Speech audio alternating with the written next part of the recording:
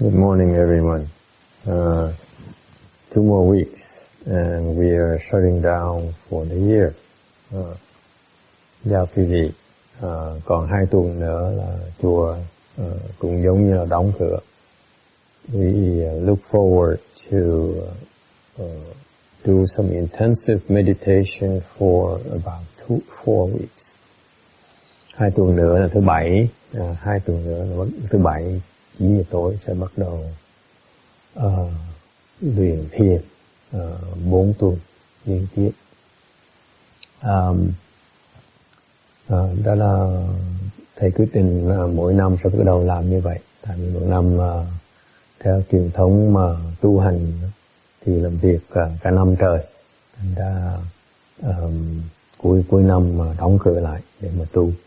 So we traditionally work all year, and so we need a shutdown time to recuperate our balance and work on our功夫. Cuối năm đóng cửa lại tu để mà hồi phục lại cái thăng bằng với là luyện công một tí.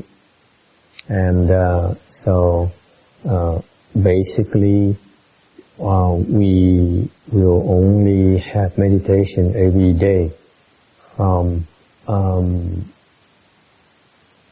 what is it? We start at 3, I think. 3 or 2? I don't remember. 3 o'clock, 3 in the morning until midnight. Buổi sáng 3 giờ sáng bắt đầu luyện thiền cho tới khuya 12 giờ tối sẽ đi ngủ. It's what we learn from Master Shen Hoa. Cái đó là một cái mà chúng tôi học từ ngài Kim Hoa. And it's amazingly what you learn through that process is a very intensive process. Is that how little sleep and rest you need when your mind is clear. Cái mà quý vị mà chúng tôi học được và hiểu được là khi mà cái tâm chúng ta mà bớt suy nghĩ, mà thanh tịnh thì mình ít cần ngủ nghỉ hơn nhiều. The reason that we need to sleep and rest so much every night is because our mind is too active. What is called by Buddhism, the term is outflows. In other words, less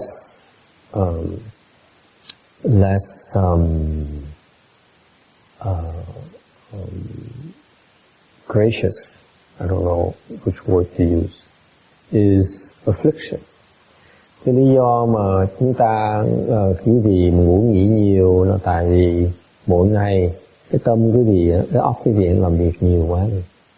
Làm việc nhiều quá như vậy thì có nhiều cái mà tiếng Phật pháp gọi là cái lậu, nhiều lậu quá rồi. Thành ra tối phải nghỉ để mà bồi chữa lại. Một cái chữ khác mà danh từ khác bên Phật giáo mình nói mà nó hơi thiếu lịch sự hơn á là phiền não nhiều. Thành ra cần. Còn nếu như mà ngồi thiền cả ngày như vậy thì nó khó. Nếu làm được như vậy thì rất cần ít ngủ nghỉ.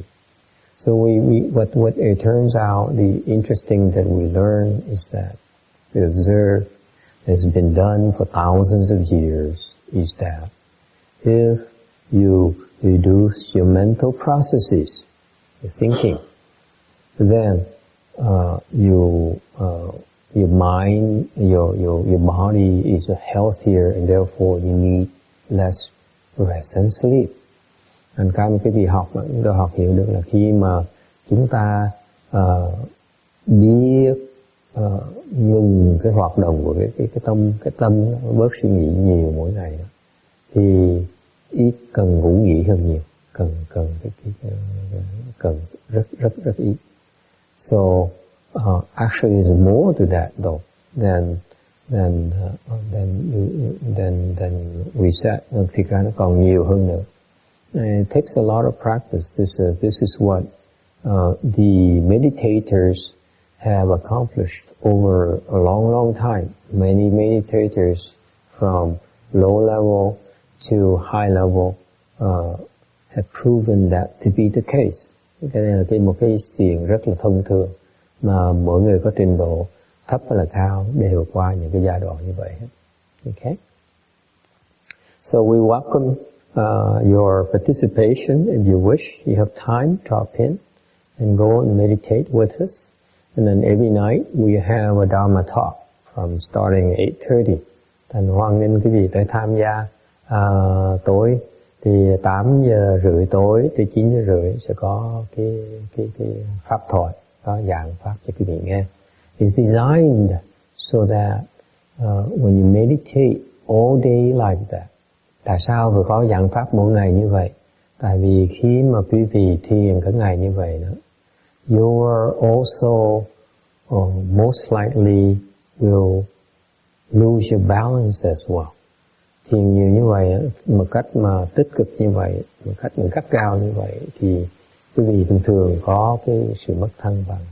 For example, you may have too much yin energy. Chẳng hạn như quý vị có thể nhiều cái âm khí nhiều quá. Or maybe you have too much yang energy. Hoặc nhiều khi quý vị có nhiều cái dương khí quá. That's natural in the process of meditation. Cái đó là cái chuyện rất thông thường khi mà luyện thiền. And that's why every day we have a Dharma talk so that we help answer your questions you may have, concerns that you might be hurting yourself, or maybe not getting enough sleep, maybe not getting enough to eat. Có lúc mình nói chuyện như vậy để mà giải đáp những cái thắc mắc của quý vị, và nhiều khi quý vị có những cái thắc mắc, có những cái lo âu, sợ ngủ không đủ, sợ ăn không đủ, sợ lạnh, sợ đói, nó giúp quý vị đó. And in the process, restore your balance. Và như vậy giúp quý vị từ từ đắc lại, lấy lại cái thăng bằng. Okay?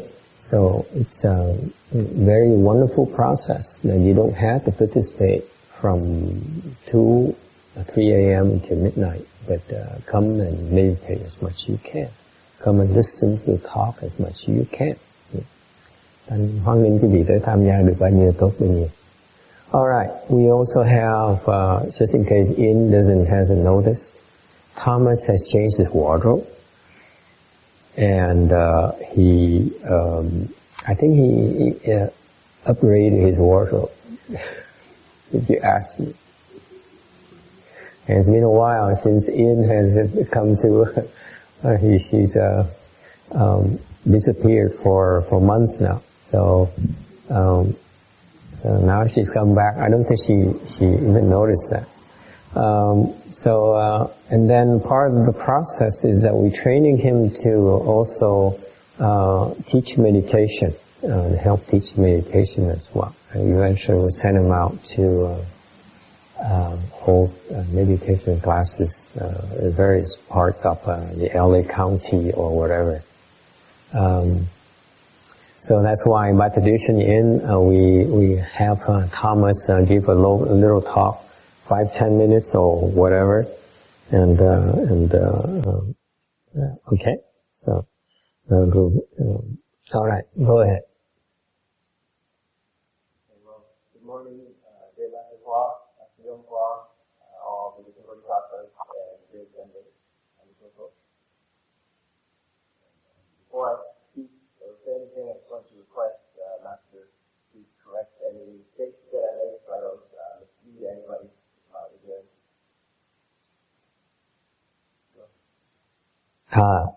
Xin chư Phật Bồ Tát, những cái Hòa thượng tiến hóa, thầy và quý vị thiện tri thức. Trước khi mà tập nói pháp thì chú thầy Sa Di này yêu cầu là thầy có sửa cái gì nó sai thì sửa để chú biết. Okay. So I spoke a couple times about dealing with bipolar disorder and meditation. I thought this time I would just maybe lighten it up a little bit and tell a little story. More along the lines of a day in the life of a newly ordained monk in the New Mountain Temple here. Trước 2 tuần trước là nói bàn về cái bệnh chính bệnh gì hết, cái quên trầm cảm là cái depression, trầm cảm.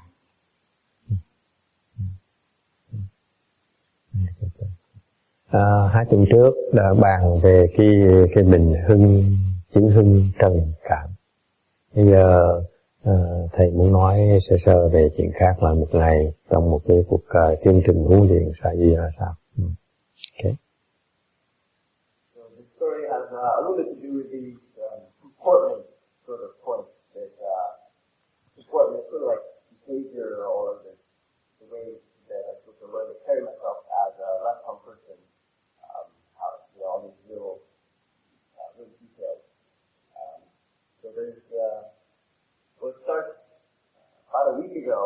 Master and I went to a sudden, unexpected run to the supermarket, and I think it was before maybe Friday night. We were grabbing some extra ingredients for the next day. For cooking. Yes, for cooking. Okay. Yeah, he tends to drop out the main points.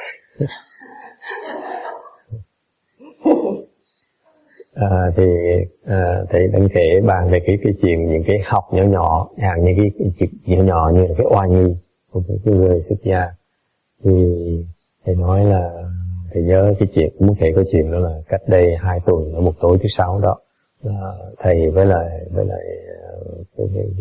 cái thầy luôn, 2 người tới cái chợ Hawaii gần đây đó, để mua đồ. Để mua đồ gì? Mua đồ để về tối đó nấu đồ ăn cho ngày hôm sau, cho đại chúng dùng. Yes. We really go to the mall, to the shopping, the grocery market, and anyway, so we're walking along the grocery market, and Master's in front of me, and pushing the cart, and he turns around and starts going the other way. So I turn the cart around and kind of change direction, and then I managed to roll over my foot with the cart, and then on top of it, my shoe comes off. As I roll over it. So then as I look down at my shoe, and Master also looks down at my shoe, and we both notice that I'm wearing the bathroom slippers. Bathroom slippers.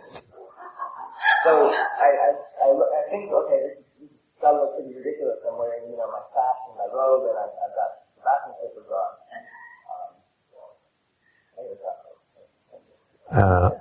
See, now he starts ordering me around. Translate. Kể là đang đi vào chợ đó, thì đẩy chiếc xe để đồ đó, thì đang đẩy đi trong mấy cái hàng đó, thì ngẫu nhiên thầy đi theo, chú đi theo thầy đổi hướng, thì chú này mới đổi hướng cái xe, thì không để ý thành cái bánh xe nó cán đúng cái chân. Thì mới nhớ sực là cái đó mình đang mang cái dép mà của cái phòng tắm, phải để phòng tắm là để dép dài ở ngoài, xong vào đó dùng cái dép riêng nữa. Mà chúng để ý cái mình đang mang cái dép của phòng tắm mà tới đi chợ.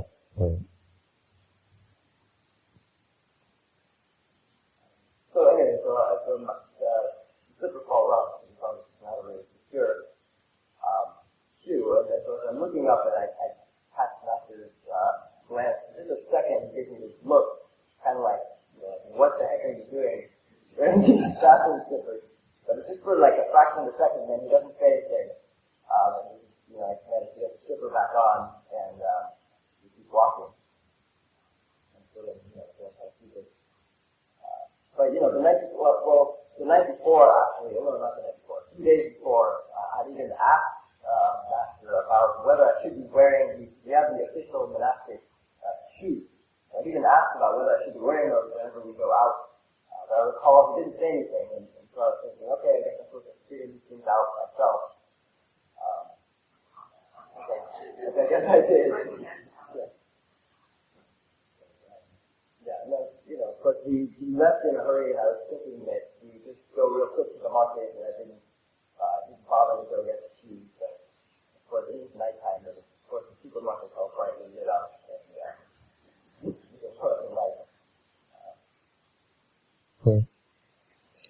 Thì chiếc giày chiếc dép nó rớt ra, nhưng đều lấy lại được, nhưng đều chú mới để ý là thầy liếc xuống thì nhìn cái dép đó, nhưng thầy không nói gì hết, thầy có cái mắt giống như không có vừa lòng lắm, nhưng đều không nói gì hết, xong tiếp tục đi. Thì ông ta mới nhớ sực rằng là cách vài ngày trước đã hỏi thầy là đáng lý đi có cái giày người xuất gia, cái dép người xuất gia thì đi ra đi vô có nên mang dép hay không, thầy không trả lời hết. Thì ông mới hiểu ra là phải tự hiểu, tự khám phá, tự tìm hiểu. Nhiều khi thầy cũng dạy những chuyện đó. So, anyway, the question might be, this is supposed to be a Dharma talk. Is there any Dharma in Lewis' story? Some thinking maybe there's a couple of little points. For instance, one thing is just about Master's teaching style, that it seems like so often sort of let us kind of make mistakes and not give us too many pointers, so we can make those mistakes and hopefully learn ourselves from our own experience.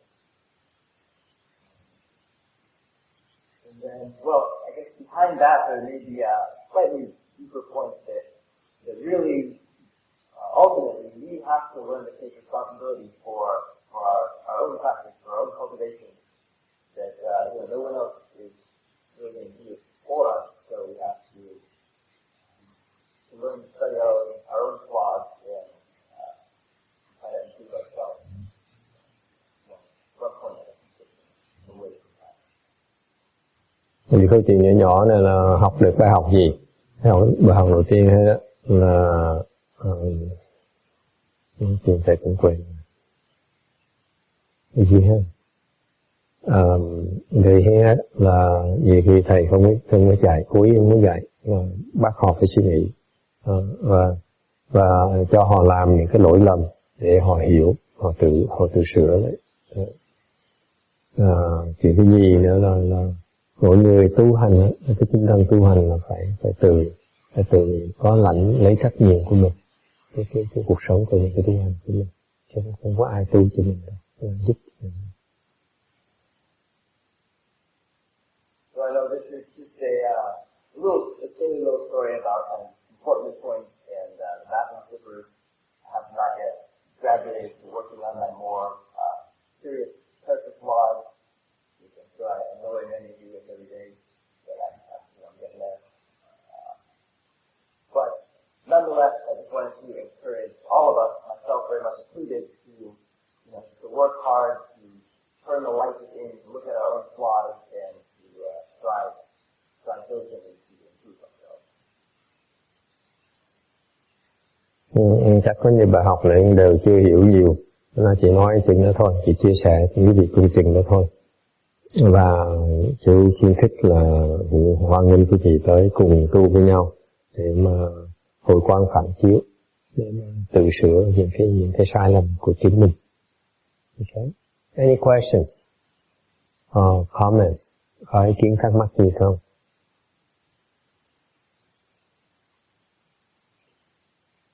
Yes? No? Yeah.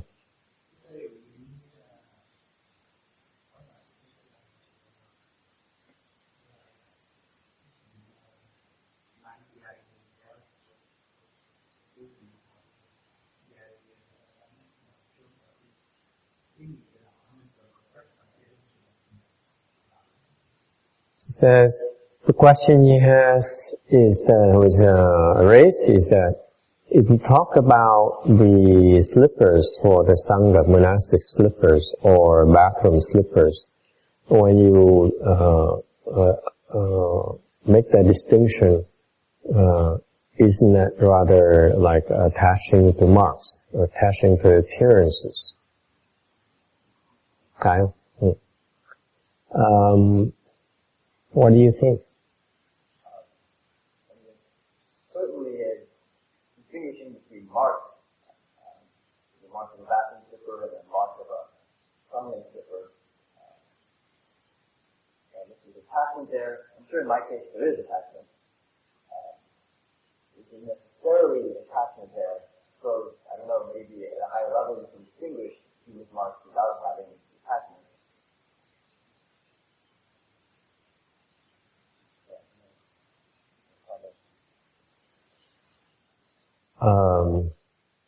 that's part of the learning experience, part of the training program. Đó là thuộc về phần của cái sự huấn luyện, chương trình huấn luyện. Because just like in meditation, ngay trong cái thiền cũng vậy. Chúng ta riêng cái này là kể cái chuyện là về chuyện người xuất gia, thì ra nó có liên quan tới cái tu luyện của thiền. Maybe talking about the Buddhist thing and stuff like that, but actually it is connected with the meditation concept, chant concept. Why? Because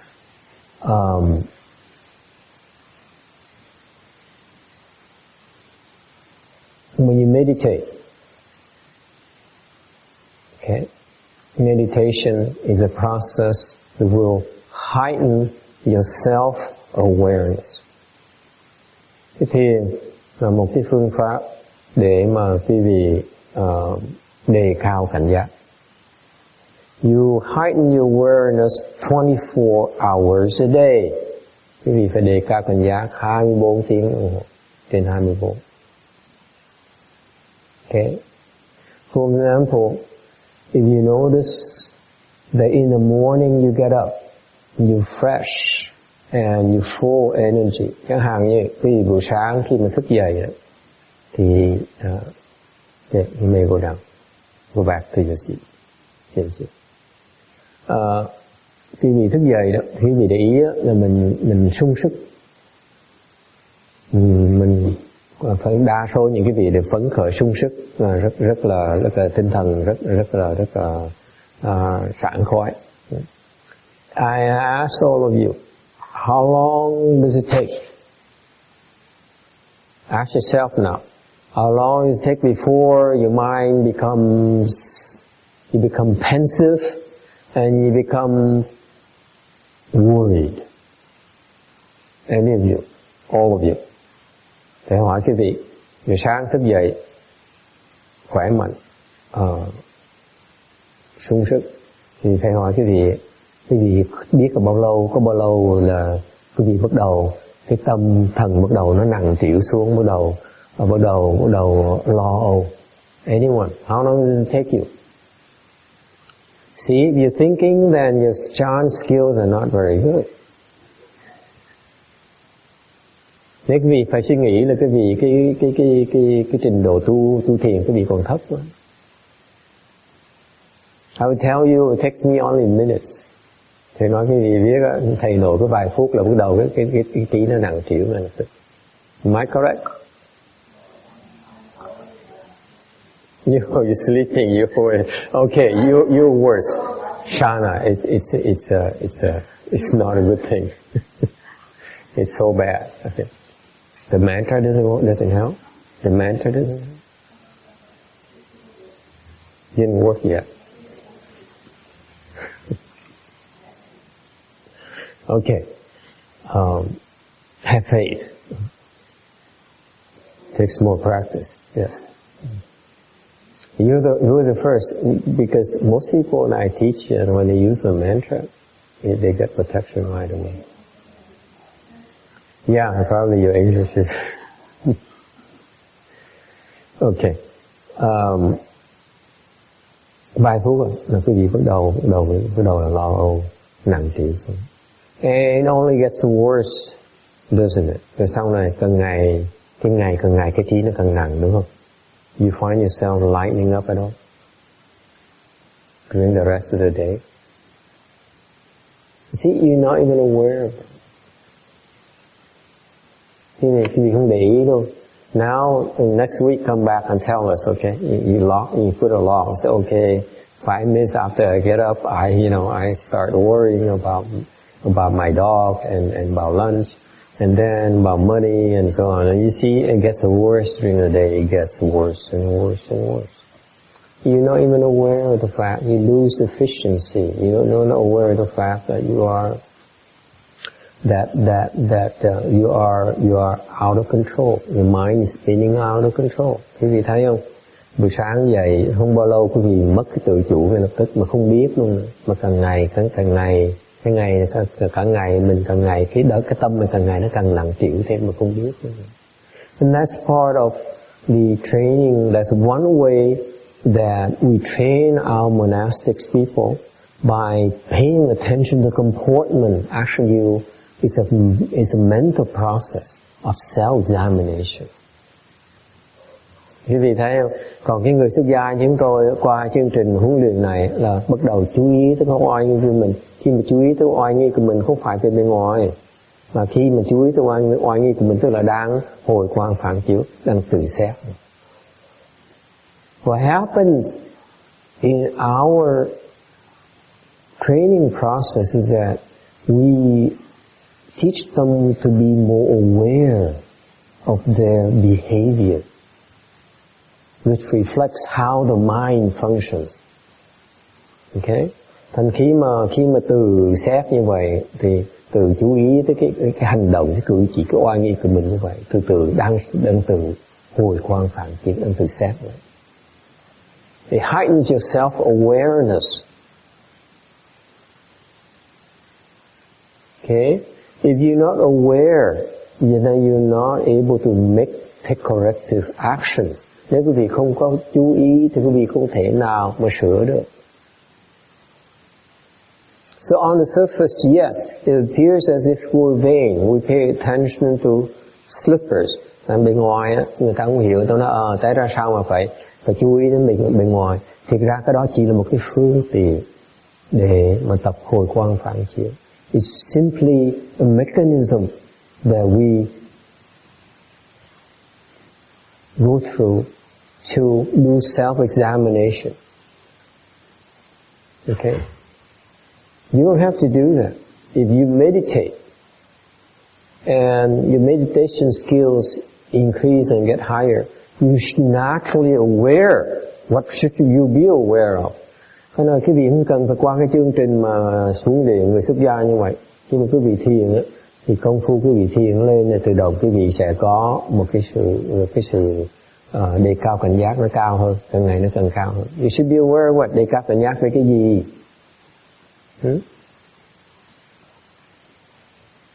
You should be aware of your afflictions. Quý vị phải chú ý tới cái phiền não của mình.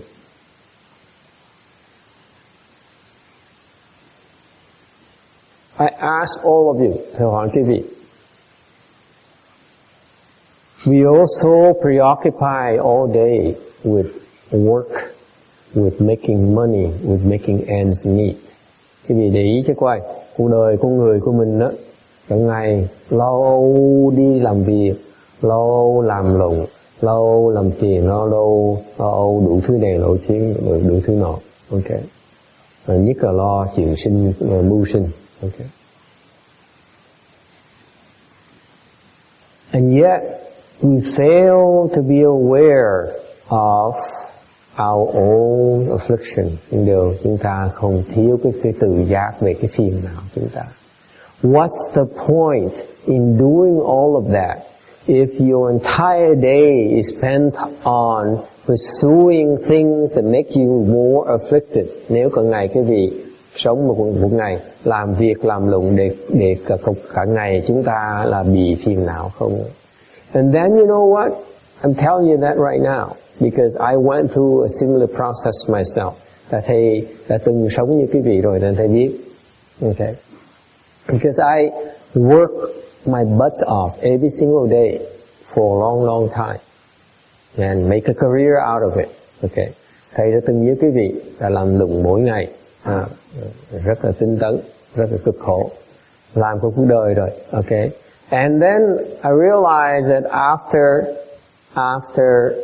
I ran out of gas, I was exhausted, mentally and physically exhausted, and I realized how unhappy I was. Tại thầy cũng từng như vậy rồi, sống cái cuộc đời đi làm việc, làm cái nghề, làm tiền, mưu sinh. Rồi sau khi mà hết sức rồi, kiệt sức rồi, trí nó mệt quá, cái thân nó mệt quá, thì mới khám phá ra cuộc đời mình nó thiếu hạnh phúc. Mình làm việc cuộc đời để làm cái gì? Thành công bao nhiêu cái tiền bạc này nọ, những cái đồ nó toàn chuyện ngoài da không. Cuối cùng mình thấy cuộc đời mình nó thiếu cái gì á. You pursue all these things, you chase after these things, and you fail to be aware that you are not happy. You fail to be aware that you are overwhelmed by your own affliction. Mình sống cuộc đời như vậy, mình quên ý thức được rằng là mình không có hạnh phúc, mình thiếu cái hạnh phúc. Mình quên là cuộc đời mình cả ngày mình để cái phiền não nó chế nó chế người mình cả ngày cả đời như vậy. Okay? And this to me, if you meditate, okay, then one of the most fundamental aspects of the advantages of meditation is that it helps you become aware of your affliction sooner. And cái công phu thiền đó, một cái lời điểm lớn của công phu thiền là giúp chúng ta ý thức được cái phiền não sớm hơn. If you aware your affliction, you don't want your afflictions, and you have a way to resolve your afflictions. Nếu quý vị thấy cái phiền não, không muốn bị phiền não, thì sẽ có cái cơ hội để mà giải quyết cái phiền não nó sớm hơn. Okay? Any questions about that? Ai thắc mắc gì không? Okay. You could go a lot further. I could have answered the question at a much higher level. Thầy cũng có thể bàn về cái trả lời cái câu hỏi vừa rồi đó với cái trình độ cao hơn. But you know what? The bottom line is that before you get the higher levels, you need to heighten your awareness. The higher level is no more than the speed of your self-awareness. Thầy cũng có thể trả lời một cái về phương diện cao hơn nhiều về câu hỏi đó đó. Nhưng đều thầy nói thành thật nói quý vị, cái trình độ cao hơn, cái gì thâm sâu hơn, nó không ngoài cái sự đề cao cảnh giác, nó bén nhầy hơn. Càng ngày nó càng cao thì cái đề cao cảnh giác nó càng sớm chừng, nó càng lẹ chừng. Think about it. It's fundamental. Fundamentally, you have to be aware, for example, that your affliction. For example, we ask you to sit there cross-legged. Chẳng hạn như chúng tôi khuyến khích quý vị ngồi xếp bằng như vậy. Okay? Then naturally the first thing that comes to mind is that you're uncomfortable. Cái chuyện đầu tiên hết là ngồi xếp bằng tự động cái chân nó khó chịu. Okay? Your legs hurt. And you widget. And you wiggle. And nó khó chịu thì bắt đầu nhúc nhích. Some people would go up like this. Người khác là để hai cái đầu gối lên trên cho nó bớt đau. Okay? Because why? Because I've been meditating in the morning already. Người nói tôi đã ngồi thiền 2-3 tiếng đồng hồ buổi sáng sớm rồi. Còn mà ngồi thêm một tiếng là mi chân nó đau quá chịu không nổi. Okay. That's an affliction. Cái đó là một cái phiền não. Okay. And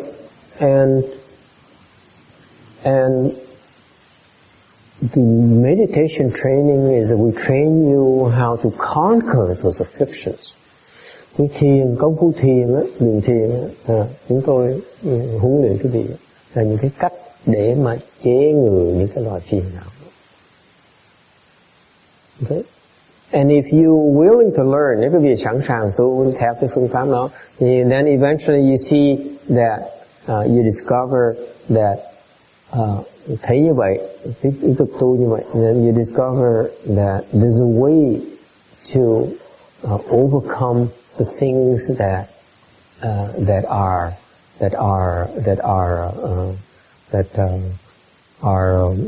you did not think should be conquered. Nên học thì sẽ hiểu được có cái phương pháp để mà điều trị chế phục được những cái mà cái vị nghĩ không cần phải chế phục. Okay.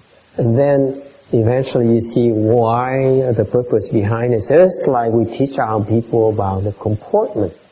Khi làm như vậy thì quý vị từ từ sẽ hiểu tại sao chúng tôi khuyến khích quý vị làm những chuyện như vậy. Cũng khác gì là chúng tôi khuyến khích những cái người và mới xuất gia học về cái oai nghi, chú ý tới cái oai nghi, tại vì nó có cái dùng của nó ở sau. Okay. Alright. Any other questions? Ai thắc mắc gì khác không?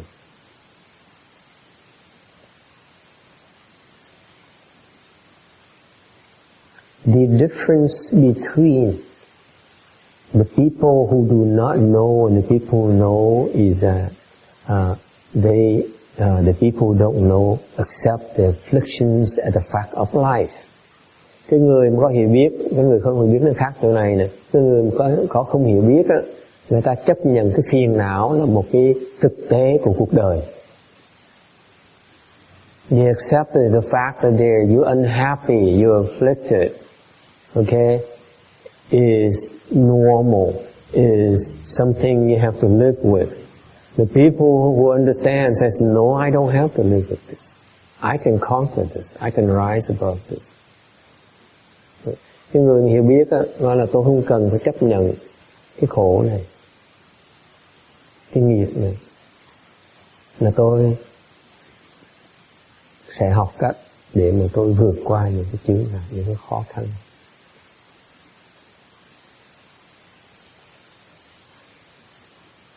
Why is that? Tại sao vậy? Because someone says, yes you can. There is no Obama. Tại sao như vậy? Tại vì có người nói với cái gì là cái gì có thể làm được. You see Obama's line is saying, yes we can, right? For here is yes you can. Như ông thầy đang đùa, ông tổng thống Obama có cái câu nói là được, quý vị chúng ta có thể làm được. Thì thầy đùa, thầy nói là ở cái lớp thiền này là thầy đổi lại, thầy nói được, quý vị có thể làm được. Okay. Why is that? Tại sao như vậy? Because we have done it so that we can show you how to do it. Tại sao quý vị có thể làm được? Là cái khác của cái Phật giáo mình đó, là người thầy phải làm rồi để chỉ cho học trò làm. I remember, I say this because I remember my late father, he says something that I find it pretty decent. Thầy nhớ cái thầy ông thân của thầy đó, một vị sư luôn. He says something. He says that you know, I learned so much from our teacher. Thầy nói là tôi đã từng đi học rất nhiều thầy rồi, mà tôi thấy mà cái vị ân sư chúng ta là một cái vị đại sư. He says I learned so much about meditation from many meditation masters. I learned so much about so many famous monks. Okay. Từng đi học rất nhiều hòa thượng nổi tiếng, thiền sư, hòa thượng nổi tiếng rất giỏi. Và phục nhất là hòa thượng Tiên Hóa. And yet he has the most admiration for our late teacher, Venerable Shen Hoa. And he says that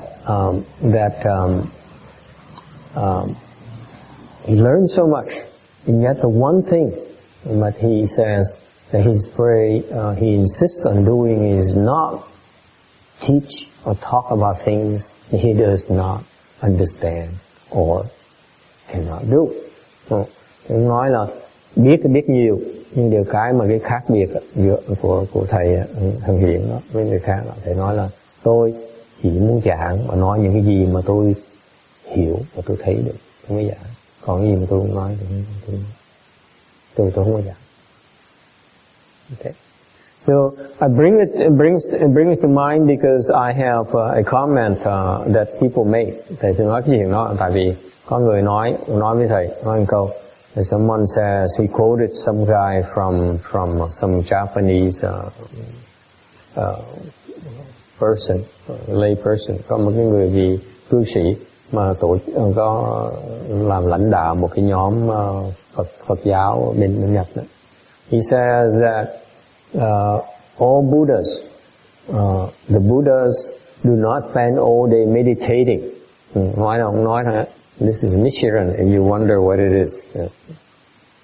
Everybody know what Nichiren is? Okay. Nichiren is a Pure Land Buddhist, a Japanese Buddhist group founded by a certain lay person. And that person made that proclamation. He says, Buddhas don't spend all day meditating. Okay. Ông này là ông người sáng tạo ra cái nhóm Nichiren rất là nổi tiếng ở Nhật á. Ông nói là thầy nói càng khái thầy không nhớ cái câu nói tại vì nó hơi tầm bậy nên thầy không nhớ rõ ràng.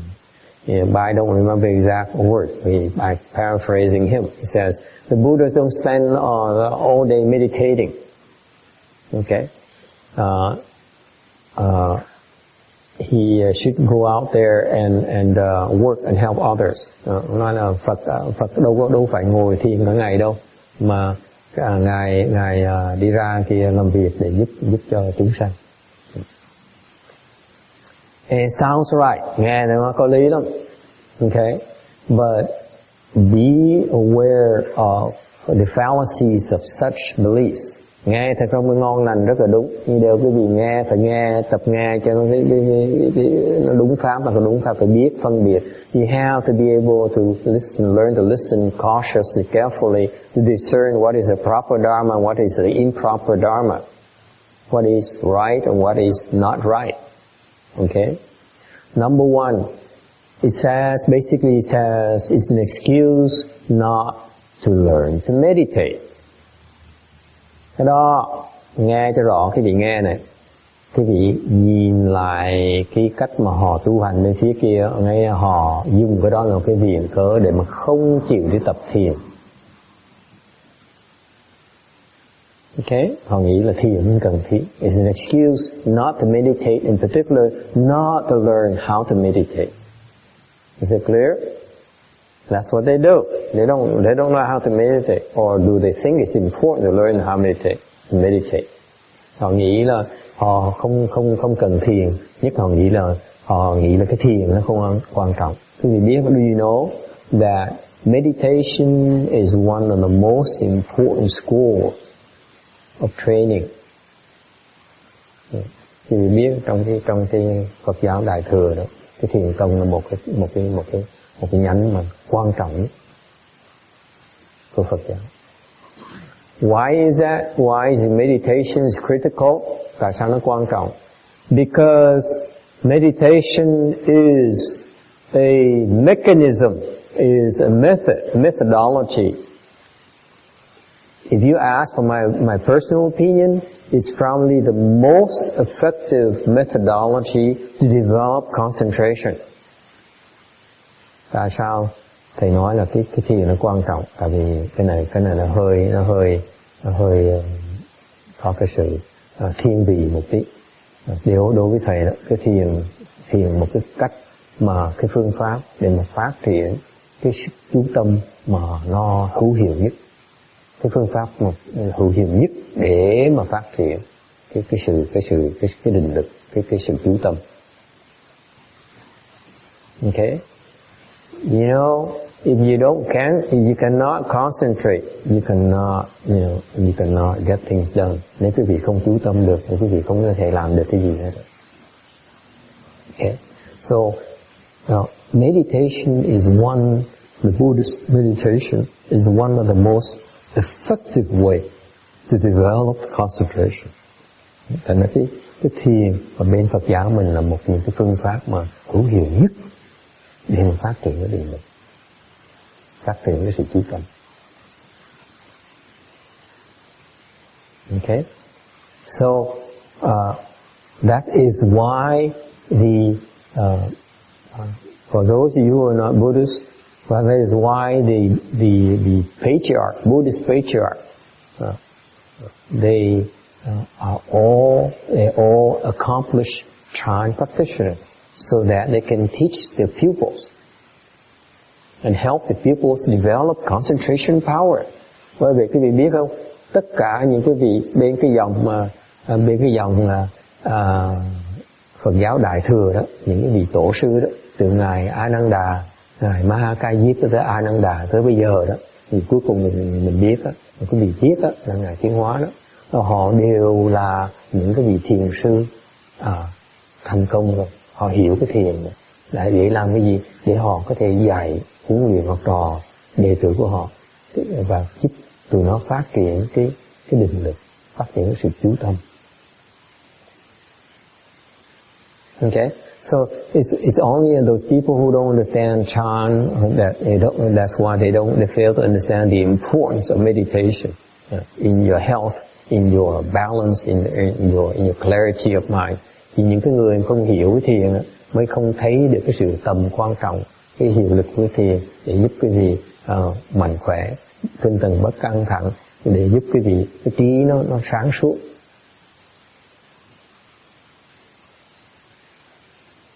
Make no mistakes about it. Okay, the more accomplished, the more advanced your meditation skills. Cái vị cái trình độ thiền, công phu thiền của quý vị càng ngày càng cao, the healthier you become, càng ngày quý vị càng khỏe.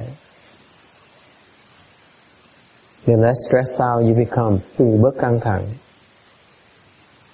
Okay, the clearer your mind becomes, ý trí quý vị càng ngày nó càng sáng.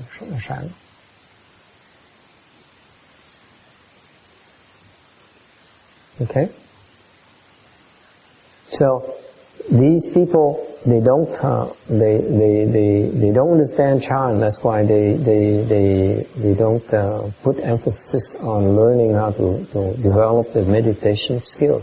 Họ không hiểu mấy cái thiền là họ mới không chịu bỏ cái thời giờ để mà học luyện cái phương pháp thiền. Okay, that's the first fallacy. Okay, là cái người mà hiểu biết, những cái người phải có công phu thiền mới hiểu biết được. And the second fallacy is that cái sai lầm thứ nhì như vậy là this man here comments about what Buddhas do or don't do. Cái vị này là một cái người tại gia mà phê bình về cái hành động của một cái Đức Phật. Nói Đức Phật làm này, Đức Phật làm nọ. Who is he to know what the Buddha's intentions are? Họ là ai mà họ có thể dám quả quyết họ biết cái mục tiêu của Phật làm này làm nọ là cái gì?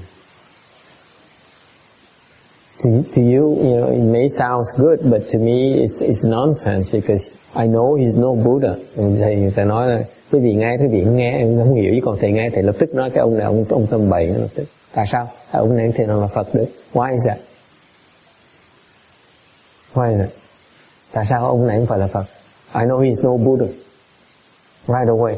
As soon as I read that statement, I say, this is no Buddha. Thầy đọc cái câu đó, thầy biết lập tức ngay người này không phải là Phật. Why is that? Why? Why not?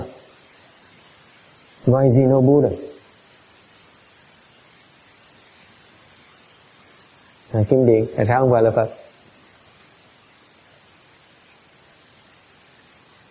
Buddhas don't talk about themselves. Phật không bao giờ nói về mình hết á. Không phải bình về cái chuyện Phật hết á. They don't talk about Buddhas. Only idiots would talk about Buddhas. Only non-Buddhas would dare comment about what Buddhas do. Có những cái người dốt á, người không biết không phải là Phật á, mới dám mà phê bình cái chuyện Phật làm thôi. Phật không bao giờ nói chuyện mình làm hết á. The Buddhas don't talk about what they do. They simply do. They don't talk about it. Đức Phật chỉ làm thôi, không bao giờ nói hết á. Only the people who are not Buddhists talk about what they do, what others do, okay, and they don't do it. Okay?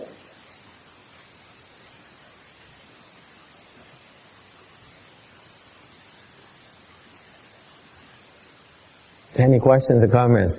Có ý kiến thắc mắc gì không?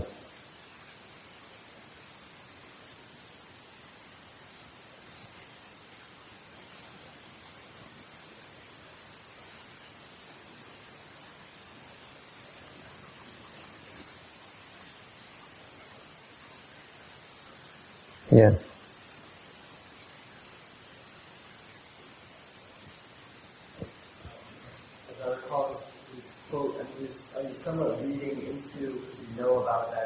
Buddhism, that using that as an excuse to meditate.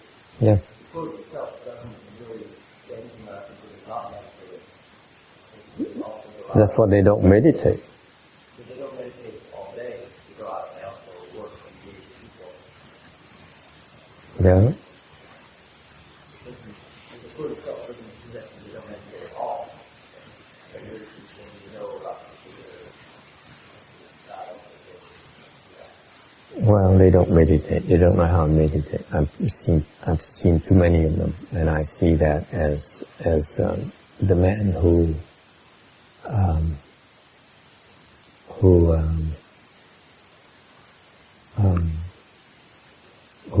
is speaking nonsense, because I don't think he has the skills, the knowledge, and the wisdom to help others.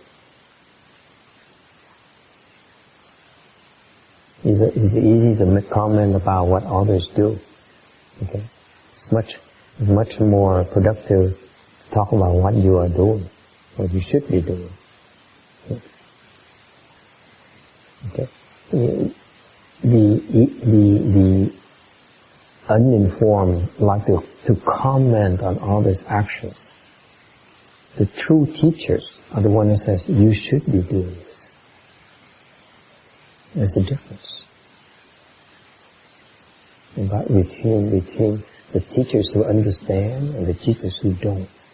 The teacher who understands says, cross your legs, meditate, be less afflicted. Okay? It's very clear directions. Where the other guy says, oh, you know, Buddhas are like this, or Bodhisattvas are beautiful people. It's always about something else. It's nothing about you. How can you improve? The teacher's job is to make sure to train you so that you become less afflicted and become happier. That's what good teachers are supposed to do.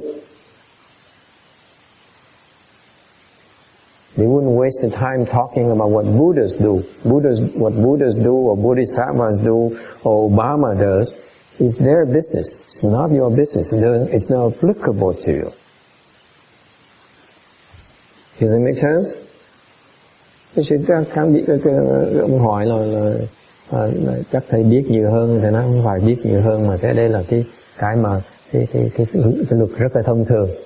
Cái người thầy mà thiệt sự mà hiểu biết là người thầy cho cái gì những cái lời răng huấn nó rất rõ ràng. Con không nên ăn quá lố, con nên thiền, con nên xếp bằng, con nên bớt phiền não, con nên để ý cái sân hận của con. Đó những cái lời dạy rất rõ ràng là mình nên làm cái gì để bớt phiền não, để tăng định lực, để mở cái tri hệ. Còn cái người thầy mà không hiểu đó thì nói nó tổng quát thôi, nói là Đức Phật làm cái này, Đức Phật làm cái nọ, còn nói chuyện là chuyện hoang đường không, nói chuyện mà vu vơ ở ngoài không, cái bình chỉ trích hết người này người nọ, mà không nói một cách chính xác là mình cần làm cái gì để bớt phiền não. Mình là cái quan trọng. Còn cái chuyện Phật làm, Bồ Tát làm, cái chuyện người ta đâu phải chuyện của mình đâu, không liên quan gì tới mình đâu. Biết cái đó có lợi gì chứ quý vị? Biết cái đó để mà ra kể chuyện khoe khoang tôi biết nhiều hơn người khác, để làm cái gì? Thêm tiền nào? Biết đó chỉ thêm tiền nào?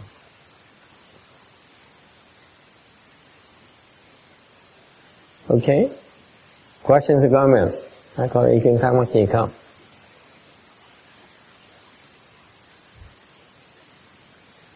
Meditation, in conclusion, cuối cùng, kết thúc ngày hôm nay. Meditation, in that theme, meditation is to become aware of what is not desirable for you and get rid of it as quickly as possible. That's what meditation is about. Cái thiền nó làm cái gì? Thiền để mà ý thức sớm hơn những cái gì mà nó không tốt cho chúng ta, để mà xả bỏ những cái gì không tốt đó, càng sớm càng tốt. Cái đó là cái thiền.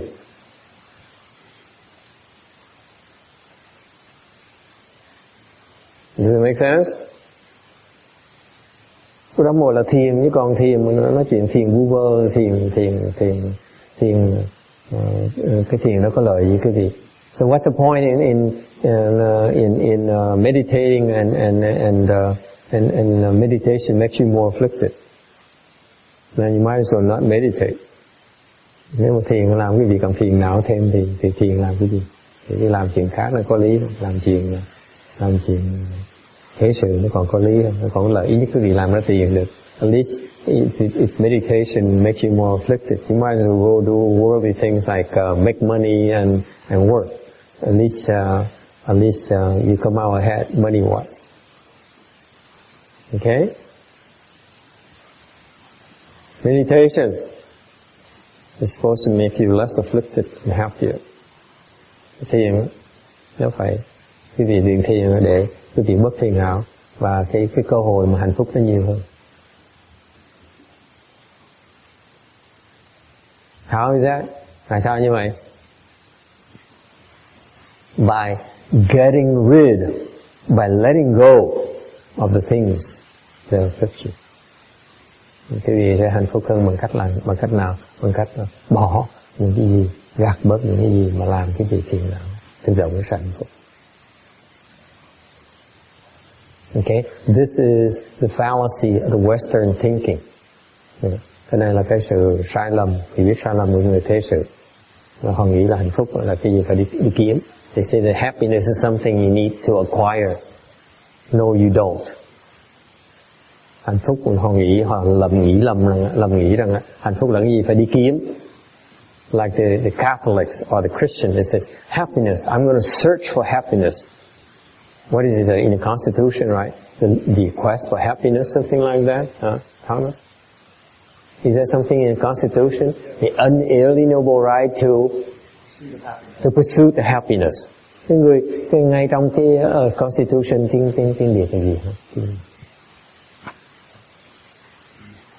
Cái hiến pháp. Cái hiến pháp của nước Mỹ nói là mỗi người có cái quyền đi kiếm cái hạnh phúc. That's misguided. Oh, here I am criticizing the founders of this country. It's misguided because happiness does not need to be pursued. Cái nghĩ là cái hạnh phúc là phải đi cầu, đi kiếm hạnh phúc, là cái sự sai lầm.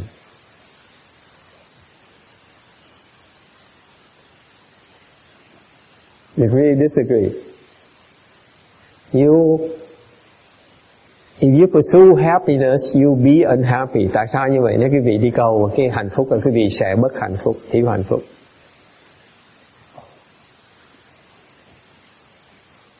You only pursue happiness because you're unhappy. That's why you want to be happier. Quý vị mà chỉ đi cầu cái hạnh phúc là quý vị đang bị bất hạnh. Okay? Right? You keep on saying, I'm pursuing happiness. That means, where are you unhappy? Cái người mà nói là tôi đang cầu hạnh phúc, thầy hỏi ngược ngay lập tức, ông đang bất hạnh chỗ nào vậy?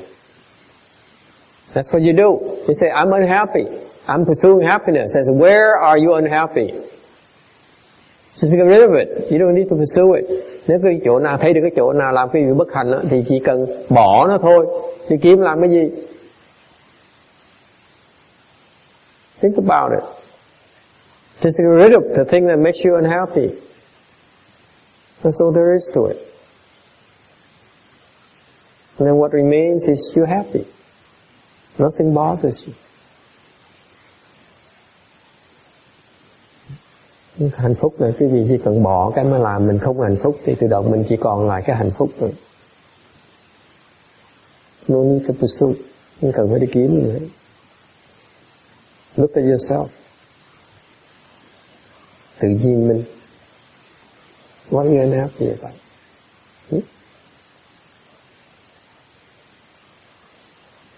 All right. So we stop here today. I think today, who's the cook today? Who's the chef today? Ngày hôm nay ai là người đầu bếp? So Korean food. Và ngày hôm nay, hy vọng quý vị sẽ mời quý vị để tìm cái hạnh phúc bằng với cái đồ ăn của người Đà Hàn. Today, I invite you to pursue happiness by trying Korean vegetarian food. Ok, mời quý vị đi dùng bữa trưa theo cái hương vị người đã hàng thử. And this is the first. I'm excited. I tell you this. I'm very happy to get to this point. Thầy rất là sung sướng. Tại sao? I mean, this lady here has been coming to the temple the last 2 days. Cái cô này tới chùa 2 ngày liên tiếp rồi. And she cooked lunch for Xian Chie và đã nấu ăn cho cái chú Sa Di này ăn rồi. And now I've been busy the last 2 days, last Fridays, for I couldn't taste the Korean cooking. Thì tiếc lắm, cái tặc lưỡi than thầm hoài đó, mình bận quá, mình không có thời giờ ở chùa, bây giờ ngày hôm nay mới được. And I don't know why, out of the goodness of her heart, she came back today to cook for us, even though we're supposed to schedule to have Chinese food today. Đáng ngày hôm nay phải ăn đồ ăn kiểu Tàu, đều, một những cô này cô đồ Ý, thôi, tới có nấu đồ ăn kiểu Đại Hàn. Bữa nay mình đi ăn Đại Hàn thử coi nó ra sao. And this lady here is very good, kind-hearted. She came back and she cooked Korean for us today. Okay, so let's go try it out. Enjoy ourselves a little bit and be unhappy about all the things afterwards.